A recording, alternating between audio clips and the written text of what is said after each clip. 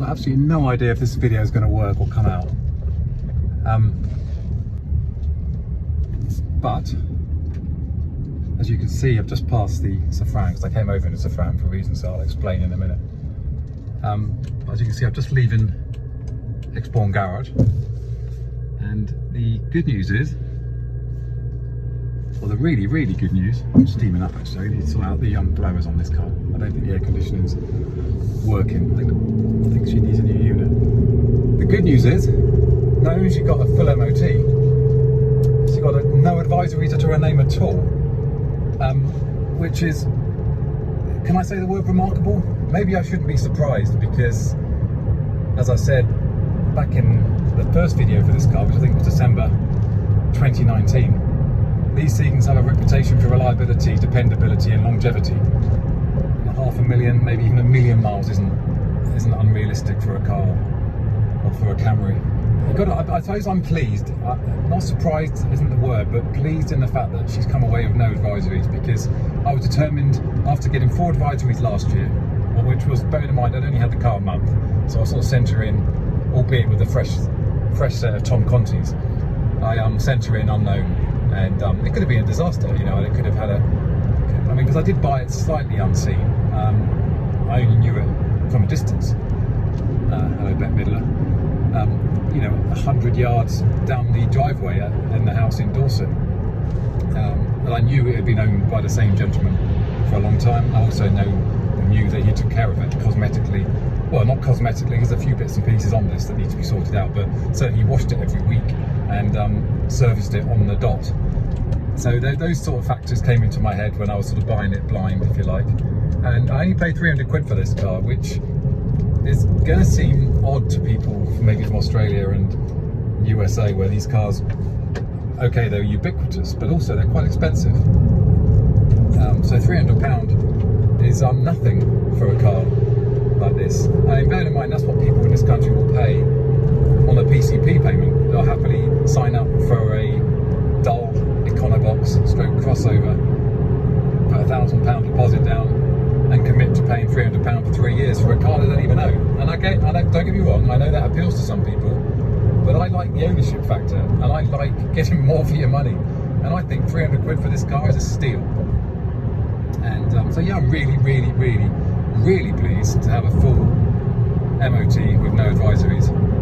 Because if you go back a year, on the 12th of Jan, she came away with an advisory for the front and rear number plate, the CV boot and the CV joint. The CV boot was a major advisory, and I think the CV joint was a minor, but I figured actually, which feels better, I figured it actually was best to do both at the same time.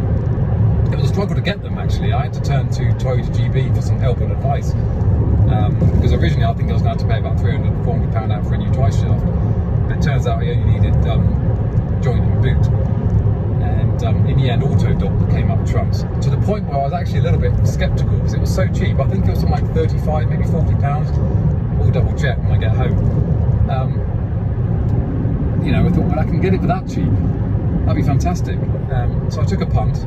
I did order both sides because I figured actually if you're going to do one side, you may as well do the other. But as it turned out, I got the last set and the other side had gone. And actually, I've just spoken to the garage and they said they were amazed at the quality. They've never known aftermarket quality like it. So I'll maybe put an overlay of, I can't remember the exact make. I know it's German, but I'm pretty sure it's German made. But as aftermarket parts go, apparently this one's really good, which gives me encouragement. And the weird thing is, this is the first time I've been able to enjoy this car since I bought it, because the drive shaft problem has always been there. And then we've been plunged into lockdown, so shamefully, although perhaps not surprisingly, she's only done 80 miles since the last MOT. So I guess in that respect, we shouldn't be too shocked that she's come away with no advisories, bearing in mind I fixed everything that was wrong with her. But it still warms your cockles of your heart to get a 300 quid car with no advisories. It sticks 2 fingers up to the people that say, oh, cars are rubbish. I nearly swore that on my YouTube channel. My mum would not like that, so apologies that I nearly swore. No profanity on this channel. So what this basically means is I get a chance to enjoy this car. There's a couple of things I want to do with her. One of which is to take her to Scotland. I regularly particular viewer will remember that this car was originally supplied new at a Toyota dealer in Inverness, hence the S in the number plate. And for the first 3 years of its life, it was used for commuting backwards and forwards from Dorset to Inverness. Now, in American terms, that's like popping to the Walmart to get some dog food. But in British terms, that's pretty much as big as you can get. I mean, that's top to bottom, bottom to top. So I can't think of many more comfortable cars and smooth cars to do a commute of that distance in. But economical, wow. I mean, he must have gone through a lot of fuel, and his bank balance, he must have been well paid. And I guess maybe he was involved with the oil industry, which would explain a lot. So he was basically paying for his bonus by filling up his Camry 3 times every journey. But I want to go back. I want to do a pilgrimage back to its original dealer in Inverness, albeit slightly longer because I'm further west. But that's what I want to do. I want to see what it was like to drive backwards and forwards to Inverness once a week, or twice a week. I guess he came back on a Friday and went back on a Sunday, or maybe he did kind of stints. Maybe he was up there for long periods of time on the rigs and came back. I don't know. That's by the by. The other thing I want to do is test a 0 to 60 time out, because I still think it's quicker than a 0 to 60 time suggests. I'm not pretending this is a driver's car, and weirdly, because I've driven over in a Safran, because I've given up trying to open the bonnet. I need someone with ramps to maybe get underneath the car, and also she's smelling of petrol, so I need to get that investigated. So I thought, well, actually, figures, while I'm dropping one car off, I can leave, I can come back in the same car. It seems silly, because technically we shouldn't be out in lockdown. You'd have to pick a car up for an MOT. I'm just coming back this way because I got some shopping for my mum. So I'm sort of combining 2 trips. So I'm picking up one car for his MOT, coming back via my mum, drop off some groceries, say hello, have a cup of tea, and go home. So I'll cut off in a minute. But yeah, so I'm going to digress a little bit and then sort of leave a big pause in the video, and then we'll come back to the next video at some other time. Okay, so we're back once again in the Camry V6. I've got no idea if this video is even working. Kind of strapped a microphone to the sun visor, a GoPro to the sunroof, and just driving back from the MOT centre via my mum for an essential visit. I can't remember where I was because, as normally, the train of thought came into my station and then veered off in 4 different directions on its departure. But we're just going to sort of head home. I'm going to share some thoughts on this Camry, what we're going to do next. Even going to do a quick, sort of not 0 to 60 test, but acceleration test if you join the A30 in a minute. Yeah, I think the plan is now, there's a few things I've noticed already since getting back into the car. There's some water, at least I hope it's water, it looks like water, in the one of the front cup holders. So I think, as suspected, I think I even mentioned it in the last video, I think the sunroof drainage channels are full. And there's more dampness in here now than there was when I left the car. So I would imagine the sunroof drainage channels need emptying, which is a job that obviously is close to the heart here at Petrol Block. And there's also that water in the boot. So I think that will solve that problem. Because one thing I can't stand is a car that steams up. I can put up with a lot of things, but steaming up cars, don't like it. I think it looks messy and it's bloody irritating. So they've got to sort that out. The other thing is definitely judder when I'm braking now. So I'm thinking the front brake discs are maybe warped. So we'll look at changing the front brake discs. I will check the history to find out when it was last done, but that's something I need to look at. I'm going to have to sort out the condensation in the near side headlight.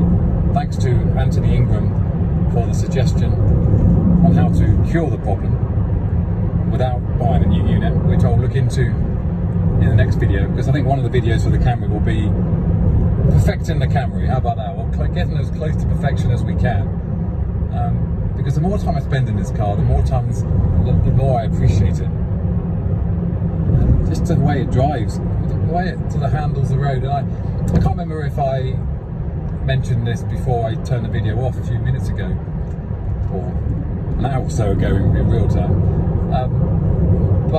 because there is an argument to say, why do I need a Safran and a Camry on the fleet? They're very fundamentally very similar cars, sort of large executive, sort of comfortable. I would say saloons. Obviously, the Safran is a hatchback, but they're both extremely comfortable, but in different ways. It's hard to explain the difference because I'm terrible at explaining things, which is pretty bad when you're a writer. But I'll come back to that in a minute because I just want to do a quick acceleration test joining the A30, because this is where you appreciate how quick this car is, and also what a beautiful sound it makes. I love the sound this car makes. There you go, definite brake job there, but here we go. So we're doing 20 mile an hour, 2,000 revs. There's a kick down, and she just lurches forward. There's a bit of torque steer there, predictably. But look at that, we're doing 60 already, and I'm going to have to be really. I could have been if I was really naughty, I would have undercut that lorry there. But we'll sort of join in normally, just in case. And then there we go, kick down again, uphill. And it's just so smooth and linear. Foot to the floor still, 70 miles an hour, 6,000 revs, 6,000 revs, and it kicks up. Just nudging 80 there, officer. So we'll just ease back. And at this speed, this is motorway speed, 70 miles an hour, just under 2,500 revs. The only sound is wind noise on those mirrors. It's definitely quiet. It's so comfortable. And here's the thing, like I say, Safran and Camry, both very comfortable cars. I'd liken it to a sales conference for fax paper in the late 90s. Let's say you're a salesman on the up and you're at a hotel in the Midlands, maybe Kettering, and you're at a hotel in Kettering for a sales conference, and at the end of the conference, all day, you're a man on the up, so you're kind of executive level, so you're in the boardroom at this conference, and the seats in that boardroom are really comfortable, really supportive, quite upright, quite firm, but really comfortable. You know, no backache at all. So that's what I would sort of class the Camry as, sort of executive boardroom chair, whereas the Safran is the kind of comfort you expect when you retire to the snug or the lounge with an open lit fire, and you just sort of, after a long hard day selling paper, you sort of just relax. Your bum sort of sinks into the chair, massively wide arms. Your arms are up wide and high, and there's a cigar in one hand and a fine malt in the other. And that's just how I would describe the Safran. It's a different kind of comfort. And I will do a kind of back-to-back twin test, which is going to be hard when it's just me. But I'd like to do a kind of driving impressions twin test, because the way they drive is completely different as well. And this is by no means a driver's car. This is not what I would class as a driver's car. It's quick. I mean, it's very much catered for the American market, where you've got a supersized big gulp in the cup holder, the air conditioning set to 20 degrees, radios on religious FM or whatever, and you're just going in a straight line from sort of turnpike to turnpike, and that's all you do, in extreme comfort and with a fair amount of pace, because petrol's the price of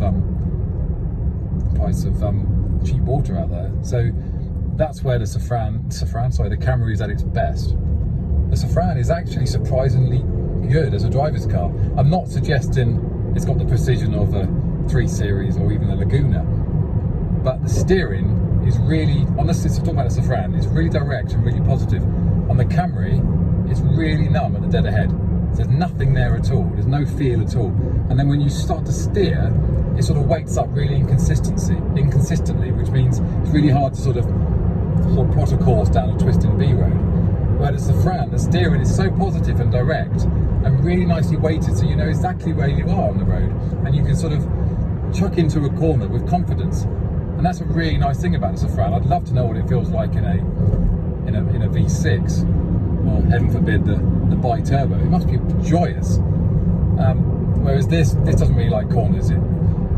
There's more body roll than there is in the Safran, and there's this general feeling of numbness. There's no sort of communication through your bum or through the pedals. Safran is much more communicative, and which I think is the biggest surprise. You kind of expect the Safran to be this totally numb, comfortably comfortably numb experience, whereas this is me digressing again. So I'm gonna close now.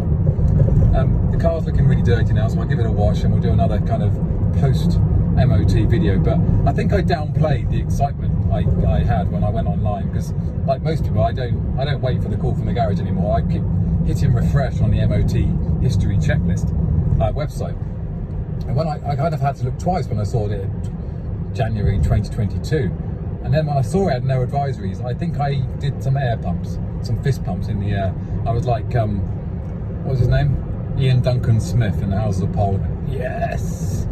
It's probably a really bad analogy.